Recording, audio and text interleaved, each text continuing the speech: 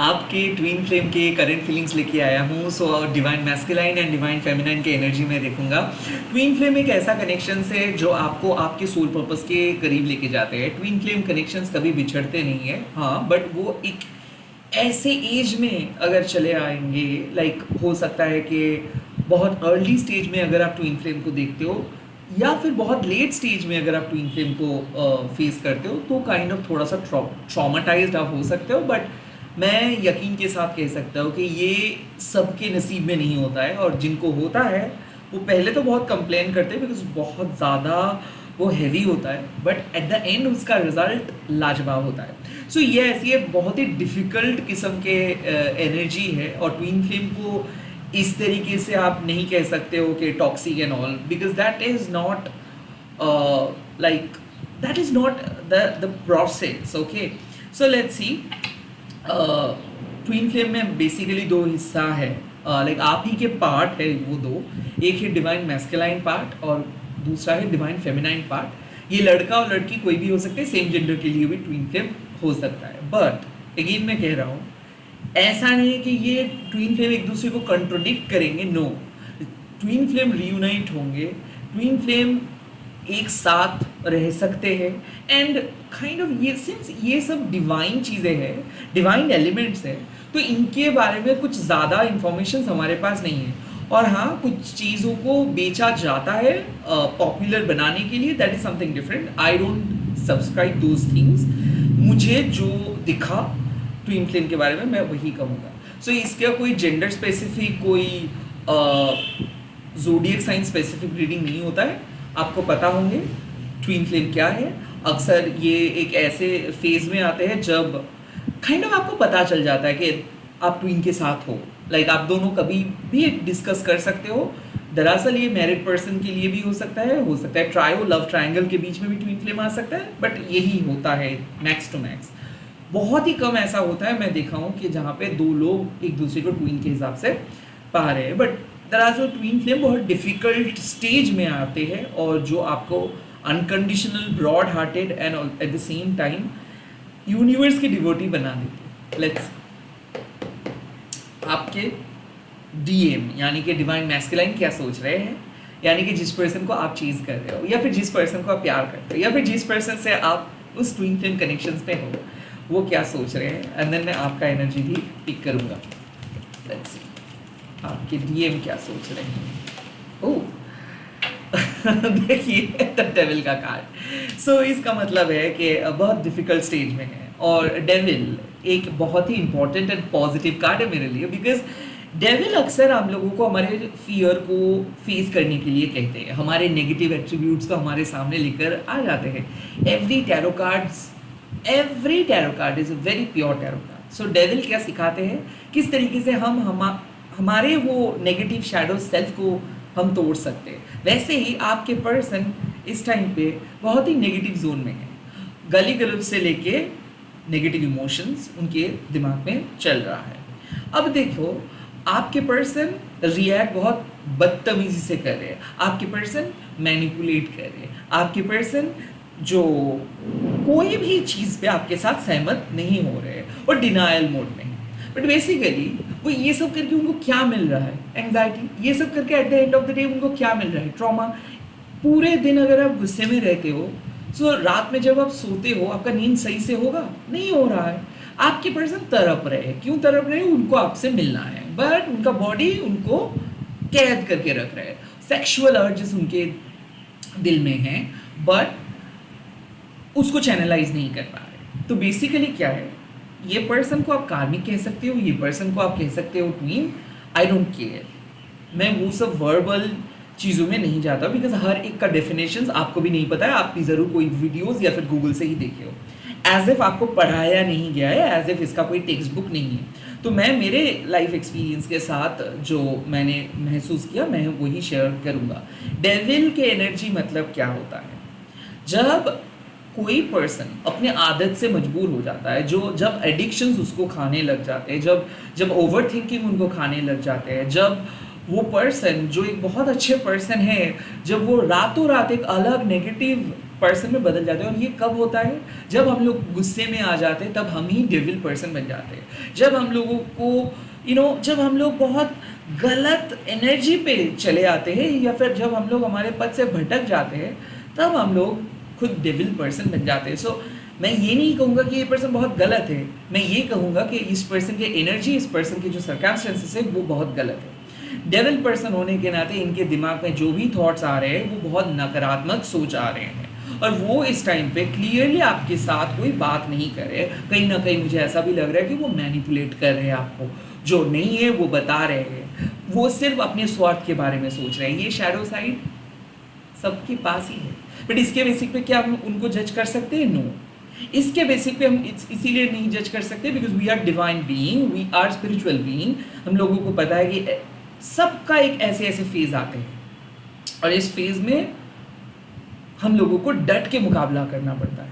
मतलब मान लीजिए कि कोई पर्सन अगर पोजेस्ड है, तो उस पर्सन को अगर हम लोग और धकेल देते हैं, तो वो पर्सन बेचारा क्या करेंगे?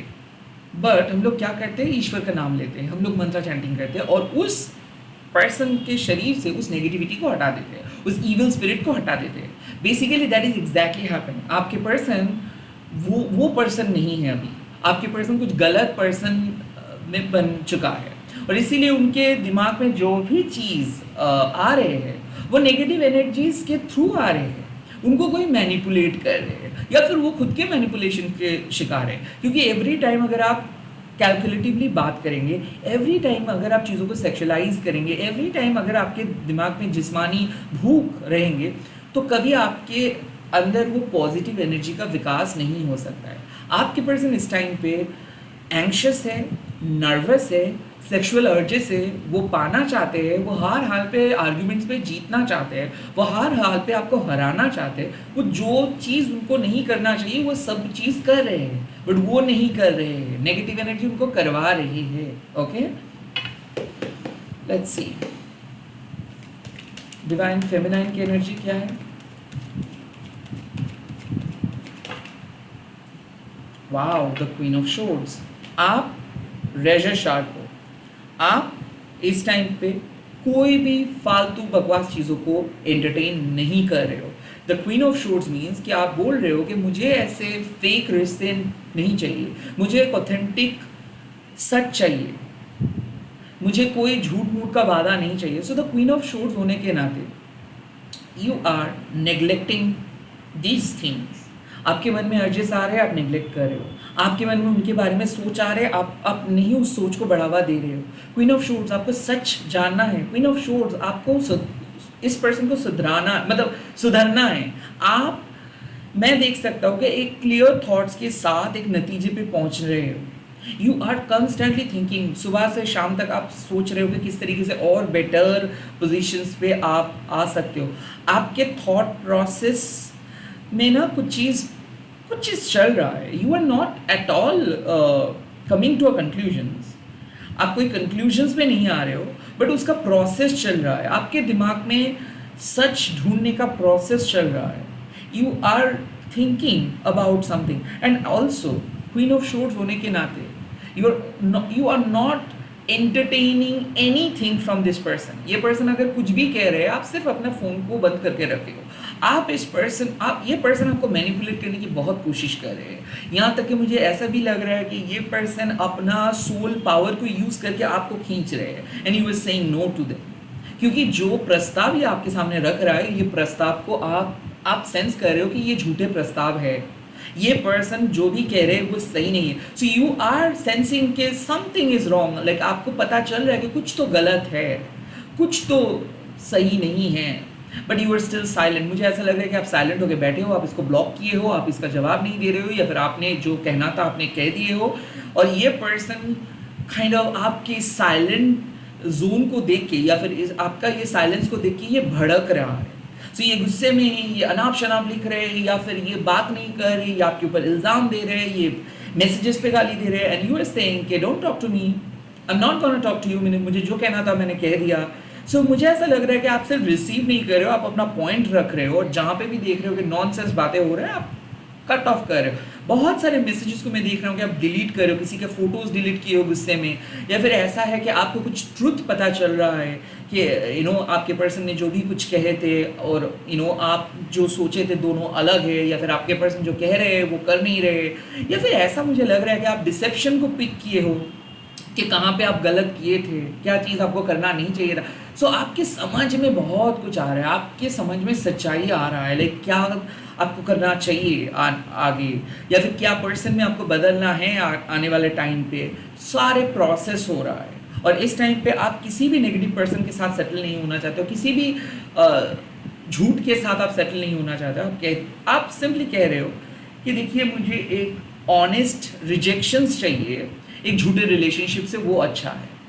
अगर आपके पर्सन ऑनेस्टली आपको कह देंगे इस टाइम पे कि वो क्या उनको क्या चाहिए, उनको क्या नहीं चाहिए, वो आप ज़्यादा पसंद करेंगे। अगर फेक सिंपैथी कोई दिखा रहे आप उसको एकदम पसंद नहीं करेंगे। सो आई काइंड ऑफ फील कि सारी चीज़ें आपके दिमाग में प्रोसेस हो रहा है। मैं आज देख रहा हूँ कि आप अकेले बैठ के चीज़ों को समझने की कोशिश कर रहे हो, या फिर आपके पर्सन को समझने की आप कोशिश कर रहे हो, खुद को समझने की कोशिश कर रहे हो, बिकॉज आप अभी भी उस नतीजे पे नहीं पहुँच पाए हो, but things are going on, processing, actualizing thing you are कि ओके ये चीज़ ये इन्फॉर्मेशन मुझे मिल रहा है, ये मैसेजेस उन्होंने किया है, ऐसे कैसे वो बोल सकता है, अगर उन्होंने ऐसे बोला है तो मैं ये करूँगा। So lots of thoughts, planning, processing going on in your mind. Okay, could be possible एक अर्थ साइन एंड एक एयर साइन आप दोनों हो सकते हो। अर्थ एंड एयर के बीच का एनर्जी मुझे लग रहा है।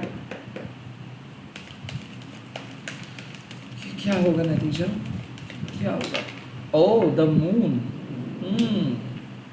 आई थिंक ट्विन फ्लेम में यहाँ पे सेपरेशन होने वाला है, क्योंकि मुझे ऐसा लग रहा है द मून ऐसा है कि आप कह दोगे कि मुझे कोई इल्यूशंस नहीं चाहिए, I don't want fake sympathy. और मून मतलब सीक्रेट, मून मतलब आपका ब्रेन डिटेक्ट करेंगे कि आपके डीएम कुछ गलत प्रस्ताव लेके आए थे, या फिर आपके डीएम काइंड ऑफ कुछ ऐसे बातें बोल रहे थे to get what that person wants. तो सेक्सुअली आपके साथ मीट करने के लिए जो भी झूठा वादा वो किए थे, काइंड ऑफ वो आप पकड़ सकते हो। या फिर ऐसा मुझे लग रहा है कि you are coming to a conclusion जहाँ पे आपको लग सकता है कि that was not real side of this person.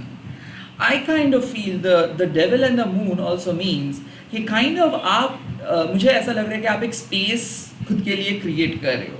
आप कह रहे हो कि नहीं, मुझे इस पर्सन को थोड़ा सा अपना वक्त पे छोड़ देना चाहिए, इस कनेक्शंस को कुछ दिन पॉज करना चाहिए, इस कनेक्शंस को कुछ पल के लिए अपने आप बहने देना है, मुझे और चेज़ करना नहीं है, क्योंकि मैं बहुत कुछ चेज़ किया, मैंने बहुत सेल्फ रिस्पेक्ट खो दिए, मुझे बहुत डर लगा, मैं बहुत रात सोई नहीं, मैं बहुत ज़्यादा रोई, मैं बहुत इसके बारे में परवाह किए, मैं खुद को भूल गई, मैं उसके बारे में सिर्फ सोचने लगी।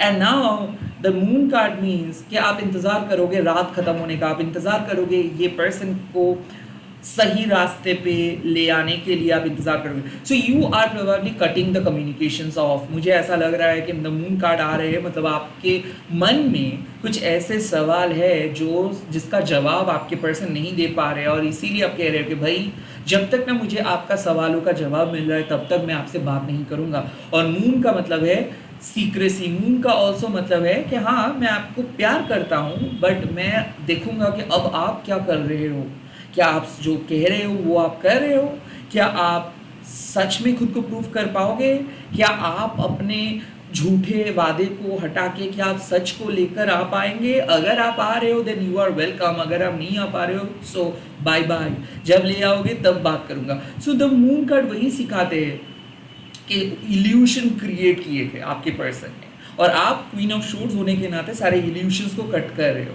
मून इंट्यूशंस, आपका इंट्यूशंस कह रहा है कि समथिंग इज फिशी। आपका इंट्यूशंस आपको कह रहा है कि अगर आप इस पर्सन को अलाउ करेंगे फिर से वही नतीजा होगा। सो यू आर प्रोबेबली, मुझे ऐसा लग रहा है कि आपके पर्सन आने की कोशिश किए थे, आपके साथ मिलने की भी कोशिश किए थे। हो सकता है कि ये सीक्रेटली मिलने की कोशिश किए थे, पैसा लेने के लिए मिलने के लिए आ रहे थे, या फिर कुछ ऐसा है कि आपके पर्सन आपको ललचाने की कोशिश किए थे, सीक्रेटली सेक्सुअल एक्टिविटी के बारे में वो बात कर रहे थे। कोई भी था, आप उसका ट्रैप को पकड़ रहे हो और यू आर टोटली सेइंग कि नहीं, I really need to go in the silent zone. Okay, तो आप साइलेंट जोन में जा रहे हो आपके डीएम को सबक सिखाने के लिए। That is exactly going to happen. Let's see इस टाइम पे यूनिवर्स आपको क्या कह रहे हैं,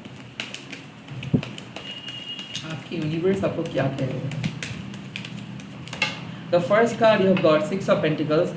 अपना कर्मा आप करते जाओ, इस पर्सन के बारे में आप सोचो, इस पर्सन को कदर करें, बट जब देख रहे हो कि ये पर्सन आपके साथ बदसलूकी कर रहे, ये पर्सन आपसे ज़्यादा मांग रहे और आपको इसके बदले में कुछ नहीं दे रहे, so then you have to look into that matter कि लाइक कितना आप कर सकते हो किसी के लिए, उसकी तरफ से भी तो कुछ आना चाहिए। सो द 6 ऑफ पेंटिकल्स साफ है कि आप अपना कर्मा सही से निभाओ। अगर आप देख रहे हो कि सामने वाले पर्सन सही से नहीं कर रहे तो आपको भी चुप हो जाना चाहिए। आप ही करते जा रहे हो, सामने वाले पर्सन कुछ नहीं कर रहे, तो प्लीज़ उसका कोई मायना नहीं रखता है। इक्वल बैलेंस होना चाहिए रिलेशनशिप में, and that is exactly not happening. The devil, इसका मतलब है कि ये इस पर्सन को आप बहुत कुछ दे रहे हो, इसके बदले में आपको सिर्फ ट्रॉमा मिल रहा है। द क्वीन ऑफ शोर्ड्स, आपको पता भी चल रहा है कि समथिंग, ये पर्सन एनर्जी ड्रेन करके चले जा रहे हैं, घूम फिर के तभी आ रहे हैं जब इनको कुछ दरकार पड़ रहा है। सो बेसिकली द मून, इसीलिए आप इसके इस ट्रैप को ख़त्म करने के लिए आप बोलोगे कि नहीं, अब मैं बहुत कुछ कर लिया, अब आपको अगर सच में मेरे साथ रहना है तो आइए, नहीं तो अब मत आइए। नहीं तो मैं ये सब चीज़ बर्दाश्त कर सकता हूँ, बिकॉज आपका आदत हो चुका है अकेले रहते रहते। द 6 ऑफ पेंटिकल्स मीन्स कि यहाँ पे इक्वल बैलेंस आपको लेकर आना है। सिर्फ आप करते जाओगे तो काइंड ऑफ ये वन साइडेड हो जाएगा। Let's see the second card, 2 of pentacles, definitely third party है और आपके पर्सन को सच में पता नहीं चल पा रहा है कि ये आपके बारे में सोचे या फिर किसी पर्सन को हार्ट ये ना करे। बिकॉज कहीं ना कहीं मुझे ऐसा क्यों लग रहा है कि दो नाव पे पा दे के चल, मतलब पा रख के चल रहे। क्यों? द डेविल, इसका सिंपल मतलब है कि आकर्षण है, या आपको नोक नहीं कह सकते। साथ ही साथ इसका जो बिलोंगिंग्स है, इसका जो चैप्टर है, जो आधा अधूरा चैप्टर है, उसको भी ये लेके चल रहे हैं। लाइक एक कमरे पे ये सबको बिठा के चल रहे हैं और आपको सब कुछ डाइजेस्ट करना पड़ रहा है, आपको सब कुछ मैनेज करना पड़ रहा है। ऐसा क्यों? सो द 2 ऑफ पेंटिकल्स, अगर ये आपको प्रायोरिटी नहीं दे रहे तो आपको अपना काम धाम छोड़ के इसको प्रायोरिटी क्यों देना है? सो 6 ऑफ पेंटिकल्स आपको सिखा रहे हैं कि इक्वल ग्रीविंग, 2 ऑफ पेंटिकल्स आपको सिखा रहे हैं कि इक्वल प्रायोरिटी। और काइंड ऑफ अगर आपको ऐसा लग रहा है कि ये रोलर कोस्टर इमोशंस है, कभी बहुत प्यार, कभी एकदम कम प्यार, कभी एकदम गाली गलौज, तो कभी एकदम lovey dovey, so that means drastical changes है, तो प्लीज़ इस टाइम पे तो कोई डिसीजंस ना ले तो अच्छा है। सो प्लीज़ कोई डिसीजंस मत लीजिए, थोड़ा देर रुक जाइए, इमोशंस को बहने दीजिए, थोड़ा सा टॉक्सिसिटी जो भी आप कह लो, नर्वसनेस, इसको थोड़ा दिन आप बहने दीजिए, थोड़ा बहुत 2 घंटा तो एटलीस्ट आप इसी के बारे में मत सोचिए। लाइक इस पर्सन को करने दीजिए जो इनको करना चाहिए। ओके, आप खुद से कुछ मत कीजिए, बहुत आपने किए।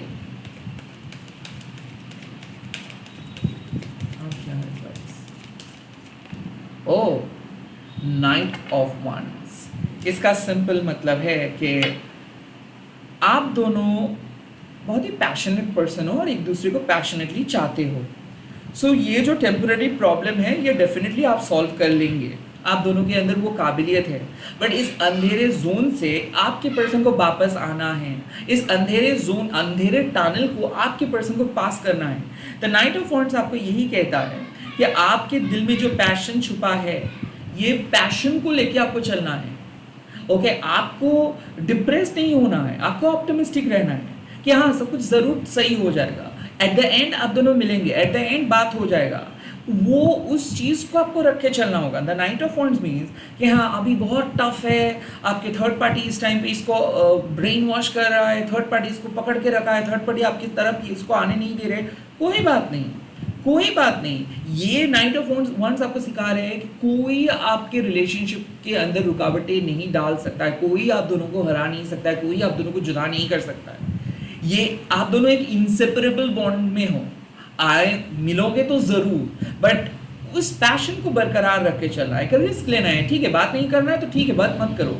मुझे पता है कि तुम अगर अंटार्कटिका में भी जाओगे या फिर मून में भी जाओगे तो भी तुम वापस आओगे। सो काइंड ऑफ वो उस पैशन, उस साहस को आपको लेके चलना है कि तुम मुझे कैसे छोड़ सकते हो। तुम नहीं छोड़ सकते हो, अगर तुम छोड़ दोगे तो तुम सफ़र करोगे, तुम अकेले नहीं रह सकते हो मेरे बिना। ये कॉन्फिडेंस रहना चाहिए। और आप ऐसे ही सोचिए, ऐसे ही चलिए, आपके पर्सन की वही ट्रैप यूज़ करेंगे कि हाँ मैं आपको छोड़ दूंगा, मैं आपको छोड़ दूंगा। छोड़ने दीजिए इसको छोड़ने दीजिए। आपको यही समझना है कि ये आपको छोड़ के कहीं नहीं जाने वाला है, ये इसको घूम फिर के आना है। सो आप अपना काम करते जाइए। जहाँ पे आपको लग रहा है कि ये पर्सन आपका खुशियों को छीनने की कोशिश करे, तो आप वो खुशियाँ खुद को प्रोवाइड कीजिए। आप बिंदास रहिए, बेझिझक काम कीजिए, बेझिझक लाइफ को एंजॉय कीजिए। जिसको रहना है वो आएंगे। Bye, all the best, take care.